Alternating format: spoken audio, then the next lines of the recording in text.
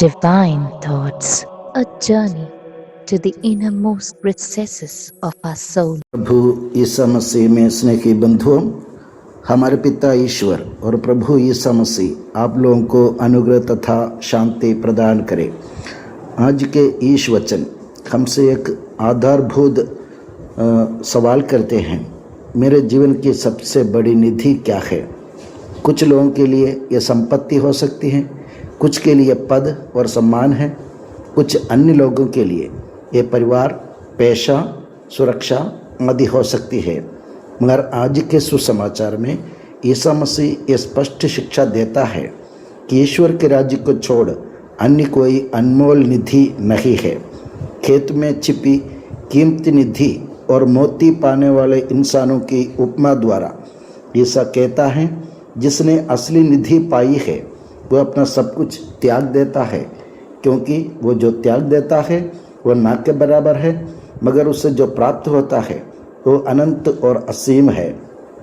आज के चारों वाचन एक ही संदेश देते हैं, ईश्वर को प्रथम स्थान पर रखो, उसके दिए हुए दायित्व के प्रति ईमानदार रहो, प्रेम के साथ विश्वास में अटल रहो, ईश्वर के राज्य को अपने जीवन की सबसे बड़ी निधि के रूप में कबूल करो। मूसा के मुँह से ईश्वर इस्राएल जनता को बताता है, अपने प्रभु ईश्वर को अपने सारे हृदय, सारी आत्मा और सारी शक्ति से प्रेम करो। यही है यहूदी जनता के विश्वास में शेमा नाम से जाने जाने वाली प्रार्थना।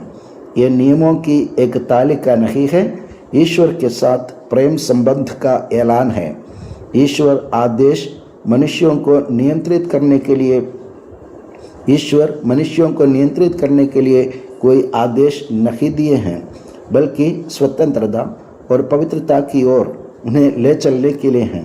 आज्ञाएं जीवन की दीवार नहीं होती, बल्कि संरक्षण का एक घेरा है। कैथोलिक चर्च की धर्म शिक्षा ग्रंथ CCC 2052 से 2063 सिखाता है कि आज्ञाएं ईश्वर के प्रति प्रेम और पड़ोसी के प्रति अपने प्रेम की बुनियाद है। ईसा ने पुराने विधान को रद्द नहीं किया, बल्कि उसे पूरा किया है। आज हमारे परिवार में ईश्वर की वाणी का सानिध्य कितना है। भोजन के मेज़ पर मोबाइल फ़ोन ज़रूर मिलते हैं, मगर कितने परिवारों से बाइबल खोला जाता है, कितने परिवारों में बाइबल खोला जाता है। दूसरे वाचन में ईश्वर नबी इज़कियल से कहता है, मैंने तुमको इस्राएल जनता का पहरेदार नियुक्त किया। पहरेदार की जवाबदारी है कि आने वाली खतरे की चेतावनी देना। अगर वो चुप रहेगा तो वो स्वयं जिम्मेदार होगा। माता पिता बच्चों के विश्वास के पहरेदार हैं, शिक्षक विद्यार्थियों के जीवन के मूल्यों के पहरेदार हैं, पुरोहित विश्वासियों की बिरादरी के पहरेदार हैं। हर एक श्रद्धालु सत्य का गवाह है। लूमेन जेंसियम 31 दूसरी वैटिकन महासभा की शिक्षा है, बपतिस्मा की दीक्षा स्वीकार किए हर एक व्यक्ति को इस संसार में ईसा मसीह के साक्षी बनने का दायित्व दिया गया है। सत्य की खुल्लम खुल्ला घोषणा करना कभी जनता की प्रीति गंवाने के बराबर होगा।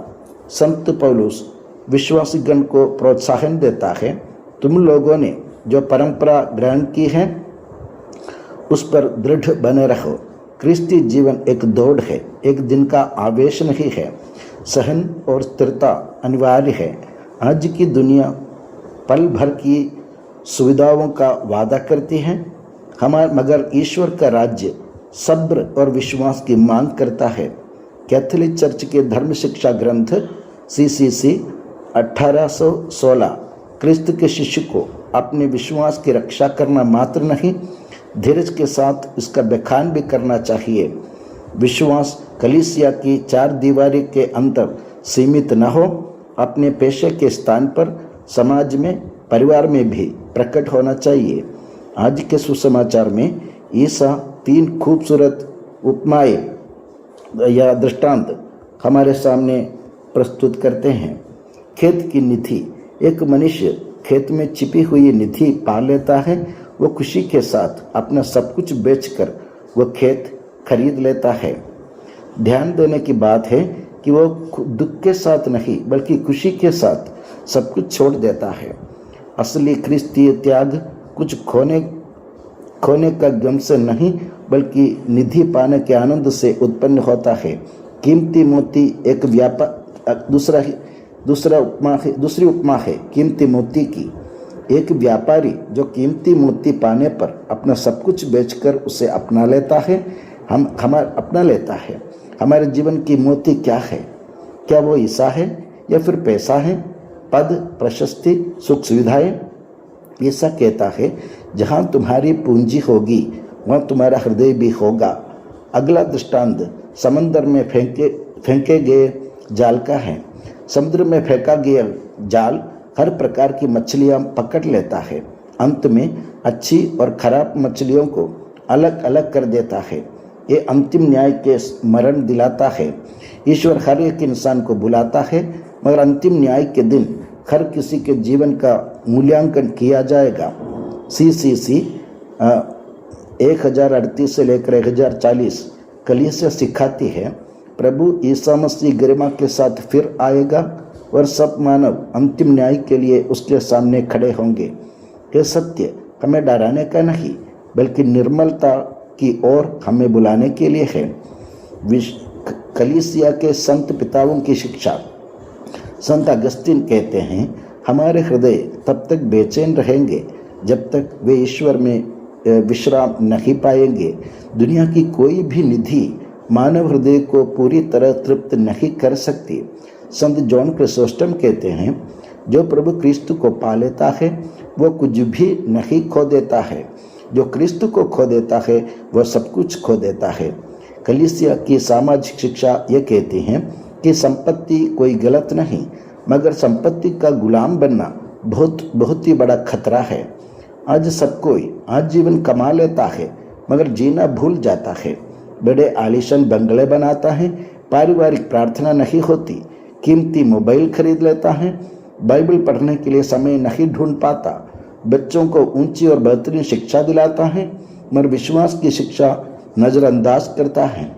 हम क्या इकट्ठा कर रहे हैं? क्या धरती की संपत्ति अथवा स्वर्ग की पूंजी? कुछ व्यावहारिक फैसले ज़रूरी है। इस सप्ताह में हम कुछ फैसले लेते हैं।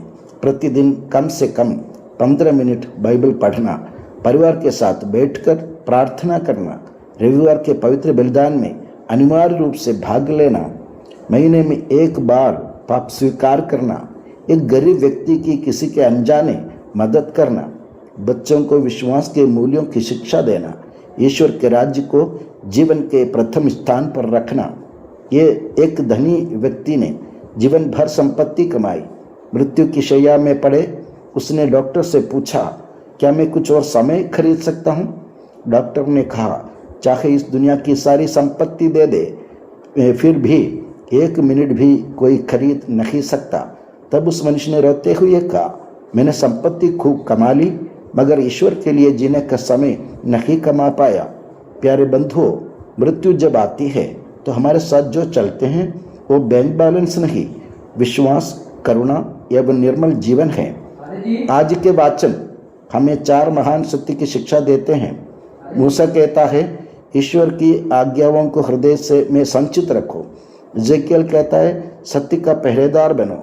संत पौलुस कहता है, सहनशीलता के साथ विश्वास में अटल बने रहो। ईसा मसीह कहता है, ईश्वर का राज्य तुम्हारे जीवन की सबसे बड़ी निधि और उत्तम पूंजी बन जाए। संसार की सारी पूंजियाँ एक दिन जरूर समाप्त होंगी मगर ईश्वर के राज्य की पूंजी शाश्वत है। इसलिए हम अपने जीवन के केंद्र में ईसा मसीह को रखें, तब जाके हमारे परिवार, पारिश और समाज असली सुख और आनंद पा सकेंगे। हम दुआ करें, हे करुणामय स्वर्गीय पिता, हमें ऐसी कृपा दे कि हम तेरे राज्य को ही संसार भर की सारी पूंजियों से कीमती समझे, तेरी आज्ञाओं का प्रेम से पालन करने, सत्य के साथ से गवाह बनने, प्रलोभन एवं परीक्षाओं में दृढ़ बने रहने की शक्ति हमें प्रदान कर। हमारे परिवारों में ईश वचन एक जीवंत सानिध्य के रूप में बढ़ता जाए। हमारे पैरिश में प्रेम, एकता और सेवा भाव को बढ़ावा दे। संसार के नश्वर संपत्ति के लिए नहीं, ईश्वर के राज्य के लिए जीवन बिताने को पवित्र आत्मा की कृपा से हमें आगे बढ़ाए। आमीन।